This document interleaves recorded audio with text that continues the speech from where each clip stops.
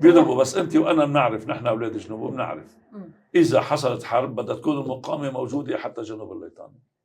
تنبت من الارض. ليش بعد في قدره؟ تنبت من الارض. وين بدها تنبت؟ انه شوي عم نبالغ بهذا الموضوع. لا مش مبالغه. هلا ما حقول انه بتعمل شو اسمه بس بتنبت من الارض ومش من مصلحته ساعتها يغرق بالوحل اللي مش بيضطر يفوت بالبر. اذا هذا اللي عم لك عنه بيعمل تصعيد خطير ليدفعك الى الخيارات الاخرى. طيب الشيخ نعيم قاسم قال هيديك المره بالوقت اللي عم يحرض فيه بالداخل اللبناني لحتى يوفروا له يعني الحاله اللي بده اياها. هلا طيب خليني اسال شغله وفصلها. اليوم بلش يضرب شمال الليطاني، بيهدد منازل، بيستهدف، بعده عم يختل. اوكي، على قاعده انه بيروح الجيش بيستلم او انا بطلع بضرب، يعني كما صحيح. حصل في جنوب الليطاني. بس ما بقى فيك ترجع تقول انه انا برفض. ما هو عم بيحقق هيدا الشيء يوم بعد يوم. لا ما فيك تقولي عم بيحقق. بعد المقاومه موجوده، والمقاومه ليست سلاح. المقاومه بعد المقاومه فكره، المقاومه ايديولوجيا، عقيده. هو يريد انهاء هذه العقيده.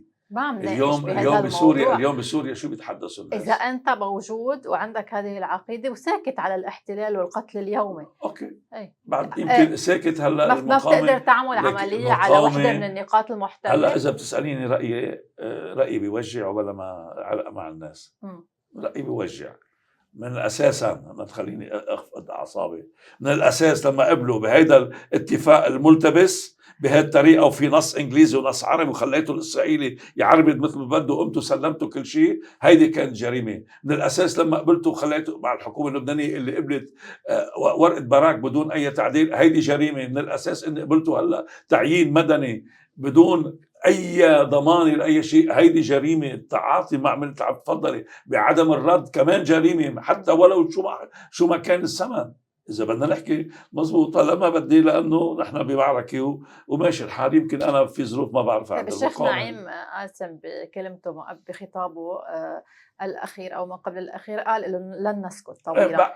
لن نسكت يعني إشارة أنه أنا عندي هيك شعور، وكل واحد فينا كمراقب بيعرف أنه بدها تيجي لحظة، شهر 2 3 يوم سنة، بدها تيجي لحظة منفيق على عملية كبيرة للمقاومة قد تكون هذه اللحظة بس تندل على الحرب على إيران؟ ما بعرف. هون ساعتها هل في قرار بيكون عند الحزب انه يدخل بالمعركة ام انه اسرائيل بتهجم بتضرب بإيران وبتضرب عندنا بنفس الوقت استباقيا لحتى هون. هيدي بدك تشوفي كيف طريقة الضرب لإيران. هل هي رأس النظام فقط على طريقة صار فنزويلا بشيله وبخلي الأمور ومعناتها شفتوا تعالوا عندي على المفاوضات، أو لا ما بيقدروا. مين بدهم يشيلوا؟ يمكن يكون عاملين شيء بالداخل يختاروا المرشد. بإيران. نعم.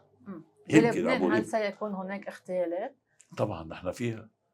إسرائيل عندما ترى هدفا لها سواء كان صغير أو هدف كبير على أي مستوى ما فرقاني معها بدها تقوم بالضرب. لا مش عم بحكي على مستوى الحزب. أنت عم تقول بده ينضغط على الدولة اللبنانية. ينضغط عبر شو؟ بخلق ظروف إنه ليكو بيطلع رئيس الجمهورية، بيطلع رئيس الحكومة. شفتوا؟ ما نحن عم نقول لكم خلونا ناخذ راحتنا من المفاوضات وبالدبلوماسية. تفضلوا. هي دمرت نص الضاحية، هي عملت هيدي. ليش غير لغته رئيس الجمهورية آخر مرة؟ ما كان هيك الحديث. بتعلقيني مع العالم أنا هلا هيك.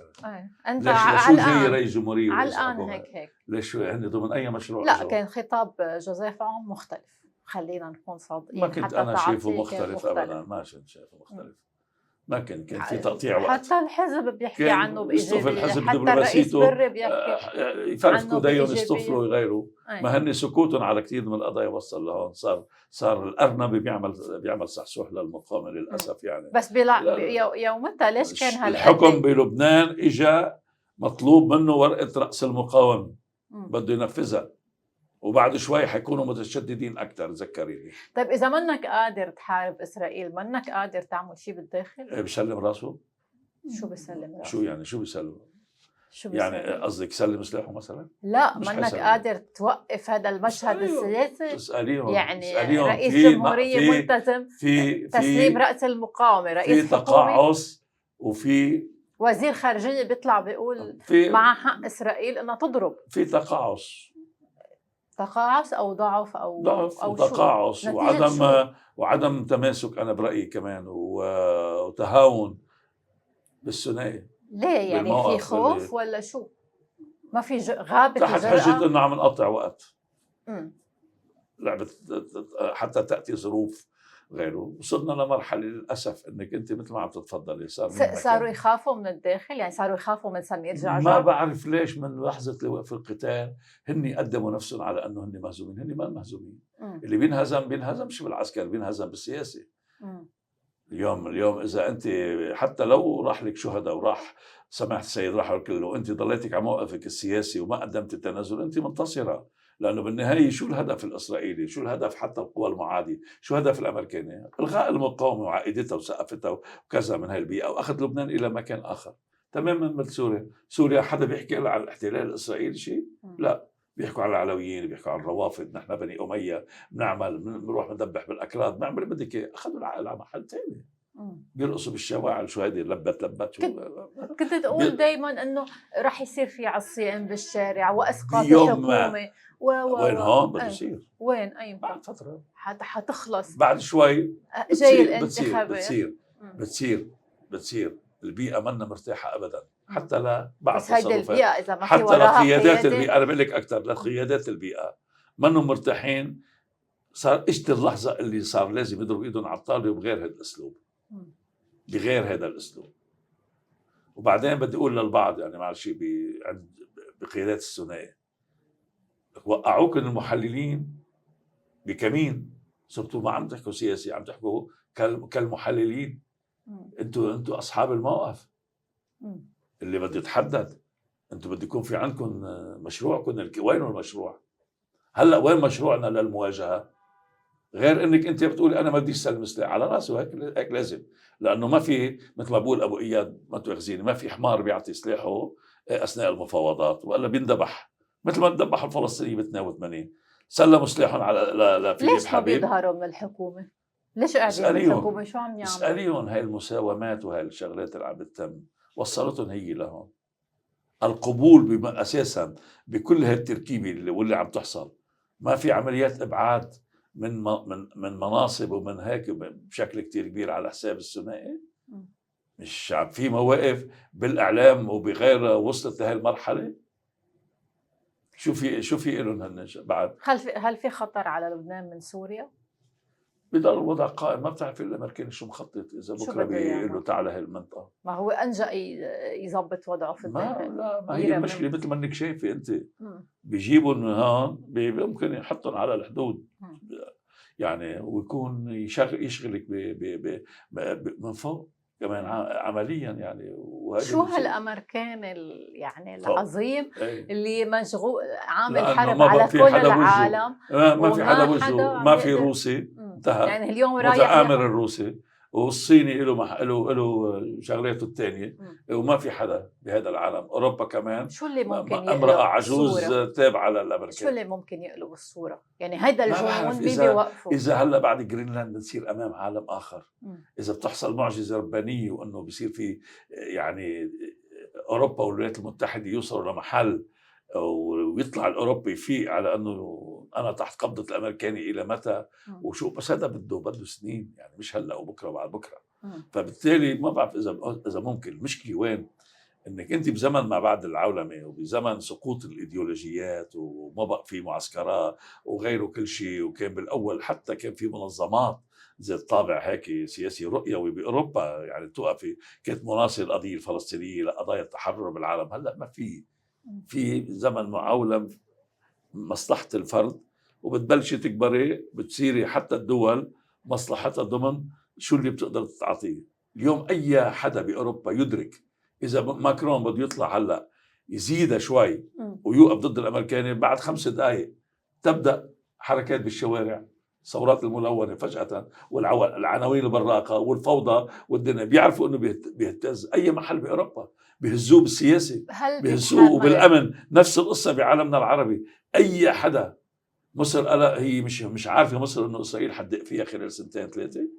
وانه قصه سد النهضه وقصه تركيا موجوده بليبيا وبالسودان شو اللي حصل ومين على مين وشو اللي عم يحصل عارفه. بس هل بيستطيع عنده السيسي؟ ليس عبد الناصر عنده السيسي هاي النهضه انه انا حاضرب على الطاوله وبعمل ما بيقدر.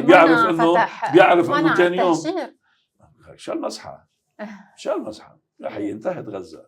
شو المزحه انتهت غزه؟ ليش بهالمعنى انتهت؟ شو صلبت غزه ذبحت غزه. وهلا في مجلس سلام مضحك ممكن انه نتنياهو بمجلس السلام وقاضي عرب بمجلس السلام. شو بدك احسن؟ في شيء مش طبيعي خارج المفاهيم شو بدي اقولوا الثقافه السياسيه المتداوله الاعراف السياسيه بدءا من 2000 سنه قبل الميلاد وجاي اللي عمال يصير خارج المتداول. قديش في العالم نظام العالم يتحمل جنون نتنياهو او ترامب؟ لابد ان يحصل شيء ما بلحظه بعد فتره بده ينفجر هذا العالم. هاي الخرائط انت اذا مزقتيها تقود جزء منها الى التطرف. يعني هلا ممكن عند الاكراد تطلع مجموعات ولو قليله قد تحكم على عمليات حتى ضد الامريكان ربما. كذلك الامر انتقاما بسوريا بعد فتره وانا مراهن بده يوعى الشعب السوري بعد سنه بعد اثنين بعد ثلاثه شو عملنا بحالنا نحن؟ الاسرائيلي وكمان صار والتركي ماخذ حلب وماخذ الشمال بالعكس اليوم هذا الشعب عم بيهلل لاحمد الشرع انه هلا عم بيهلل انه عم بفوت وعم يقضي على العلويين وعلى الاكراد لانه مخ اللي قلت لك عنه جورج فيدال شو بيقول؟ ان الراي العام مثل الاسماك التائهه في المحيطات المظلمه نحن ناتي اليها نعطيها الضوء فتلحق بنا فناخذها حيث نشاء نصطادها بالمناطق مثل بدنا. انت بتيجي عملتي بالميديا اخذتي هذا هون ركبتي شيء محله صارت القناعات مختلفه. اليوم نحن حرب شو؟ حرب خرائط حرب هويات حرب قناعات حرب مصالح صغيره وغيره. ما بقى ايمتى بتصير في طرح ايديولوجي جديد؟ ايمتى ممكن انه يحصل؟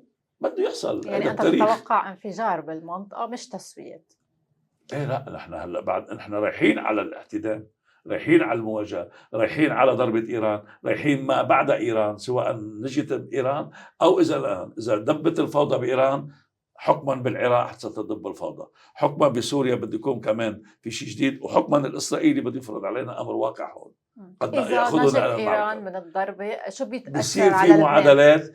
قلت لك عمال ينشغل على هذا الدرع فينا نسميه الجدار التركي المصري السعودي القطري بيروحوا بيصير معهم الايراني بينوضع حد لعربدة الاسرائيلي بتضربي له طموحاته انه يوصل اكثر. الاسرائيلي بعد كل اذا هول عملوا شغل مثل العالم وفرضوا حالتهم وخلوا الامريكاني ينلجم قليلا الاسرائيلي ترتاح المقاومه في لبنان ترجع تقدر انه تعيد المقاومه. انا برايي ستكون عرضه لضربه اسرائيليه ستكون عرضه لضربه اسرائيليه وان شاء الله يكونوا دارسينها صح ويكونوا دارسين رده الفعل صح وما تكونش رداتنا بكره بنضرب كريات شمونه وبركه ريشه. بده يكون في شيء غير عادي لانه المقاومه بالداخل اللبناني وعلى مستوى المنطقه بقولها على راس السطح تحتاج الى انجاز كبير لاستعاده هيبتها وفرض وقعها وساعتها انت بتحاكمي كل هؤلاء اللي عمال يضربوا سكاكين فيها. اذا بقي الحال على ما هو عليه من تهاون ومن رهان على الوقت وعدم هون هذا له تاثيره السلبي على المقاومه وعلى بيئتها وعلى مستقبلها. بوجه مين بدك توقف بالداخل؟ اصبحوا اقوى منك اليوم. المتاثرين وزير خارجيه اليوم بيطلع لانه عندهم تهاون. شو بدي يعملوا له؟ والله لو انا محله بعرف شو بعمل. شو بتعمل؟ ما هلا ما بيعطيهم. ليش بدي اعطيهم اياه ببلاش؟ هلا بيعتبروه تهديد. تهديد شو؟ لا شو مش قتل عم بحكي السياسه. فهن كلمه شيخ نعيم اعتبروا انا بقاطع الحكم وبقاطع الدنيا وبعمل 100 قصه و100 روايه ليسقط الوزير وما بحضر مجلس وزراء وبعمل ازمه بالبلد وبروح على الانتفاضه الشعبيه الا اذا ما يعني صار في جبن ما عادش بده حدا يواجه بروح على الانتفاضه الشعبيه. وليش اذا صار في انتفاضه شعبيه شو يعني بصير؟ بتعطي الاسرائيلي والامريكاني اللي بدهم اياه الفوضى الداخليه يفوتوا بتقاتليهم الفوضى الداخلية. لا اذا يعني انا بتمنى انه اخلي يفوتوا، تنشئي مقاومه جديده، وما ضروري تكون مقاومه ذات طابع ديني، يعني بيكون يعني مقاومه وطنيه جديده، بيكون حزب الله جزء منها اساسا. لو في هلا انت يعني معلش، ليش انا احيانا بهجم على بعض الاحزاب العقائديه القائمه بالبلد؟ طب اذا هلا بدك تعمل مقاومه، محتل الارض وعم نتذبح كل يوم، بعدك بعقدة انه حزب الله لحاله خليه، لانه عملوا معي هيك خلصنا. تعال بالسياسه فرجيني مشروعك. يمكن صار مقتنع بمنطق التسوية، او ما في تسوية. لا يمكن الوقوف امام هذه كيف لقوي ان يعطيك تسوية؟ ما في. ما قال هذيك اليوم مره كلمه الرئيس بري انه على انسحبوا، وشو قال؟ كفى المؤمنين شر القتال، كفى الله المؤمنين شر القتال. ما شو عم بيقول يعني؟ اذا انتم انسحبتوا ما عادش بدنا نقاتل اسرائيل. هلا اليوم معلش هي ببيئتنا، مش في ناس اذا بتساليها بتقول لك ايه خلي ينسحب الاسرائيلي، انا ما بقى بدي قاتل الاسرائيلي، لانه كمان وجدت انه هي دفعت لحالة. عن كل اليوم المقاومه لحالها ولا لا؟ وما في جميل ايضا ولا شيء، يعني بالعكس بده راسك. اليوم المقاومه لحالها لا. حدا عندك طرف عربي مؤيد للمقاومه؟ لا. حدا عندك باوروبا معك؟ لا. الروسي معك؟ لا. الصيني معك؟ لا. ما حدا، لحالنا. نحن اليوم لحالنا. والمشكله انه يعني انا زلمه تبع تاريخ، من كربلاء لهلا وانت عم تتذبحي. كل مره نحن الذبيحه الجاهزه، بتروح ل 50 60 سنه 100 سنه بترجعي بيجي مين يذبحك؟ من قصه ابن تيميه، المماليك اجوا ذبحوا. كسروينا مين كانت؟ كيف نزح منها الشيعة؟ مش اجوا المماليك وذبحوا؟ طيب اجا العثمانيين وانقتل قنصوغوري وروحوا المماليك، اجوا العثمانيين ذبحوا 40,000 شيعي كمان بجبل لبنان. لوين؟ على نفس فتوى ابن تيمية اللي كان المماليك معتمدين عليها. خلصنا من العثمانيين، اجا الفرنساويين. ما حدا بكتاب التاريخ بيقول انه لما اجوا الفرنساويين اهل جبل عامر صاروا وما بدهم الانتدابات. شو عملوا الفرنسيين؟ جردوا حملة بقيادة الجنرال نيجر اللي طالع حرق 40 ضيعة بجنوب لبنان، ووصل لحق أدهم خنجر إلى السويداء، وما كانش سلطان باشا الأطرش بالبيت، أحدهم فسد عليه، أخذوه أعدموه وزتوه بمحل مشان ما حدا يعرف قبره وين، مشان ما يتحول لمزار. والحمد لله ما قالوش مكان بكتاب التاريخ تبعنا في لبنان. كمان ذبحنا. اجا الفلسطيني، قديش صار في مشاكل من بعد اتفاقية القاهرة للأسف. يعني جزء كبير من إذا بدك من هجرة قرانا، خاصة بما سمي القرى الأمامية، أثناء الممارسات اللي حصلت. اجا الإسرائيلي ب 78، مين اللي تذبح؟ اجا الإسرائيلي ب 82، مين اللي تذبح؟ وهلا مين عم يتذبح؟ ومين كان صادق بوقوفه إلى جانب القضية الفلسطينية؟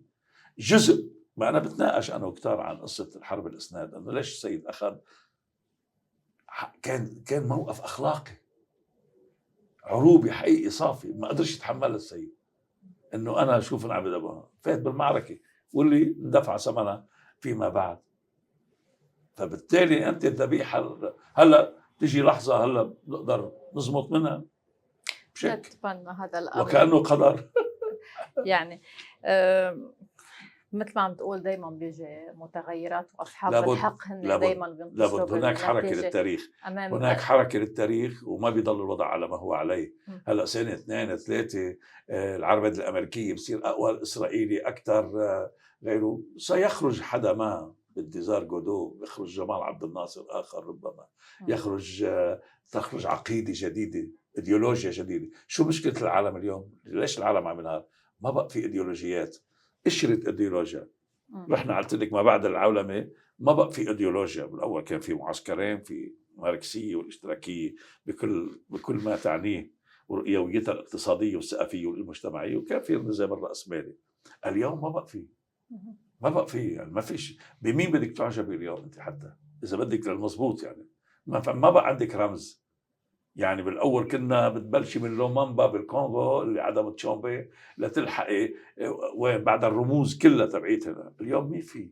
اعطيني حدا تعجبي فيه هلا. وفي اثنين انت كان في الواحد يعجب فيهم بلحظه ما بهالتاريخ العربي يعني جمال عبد الناصر والسيد حسن. هول اللي امتلكوا هاي الروح الكبيره جدا، الحلم. واختير عبد الناصر بالتسميم، وبيوم من الايام بده ينحكى، واختير السيد، واثنيناتهم 27 28 ايلول. شوف المصادفه. واثنيناتهم يحملون حرف الصاد. عبد الناصر وكمان نصر الله. شو لها معنى هيدا يعني بقرا هيك بالشغلات اللي بتربطيها ببعض البعض، يعني لها تفسير دائما خاصة بالارقام الاسماء والاحرف اللي فيها حرف الصاد مثلنا نحن شغله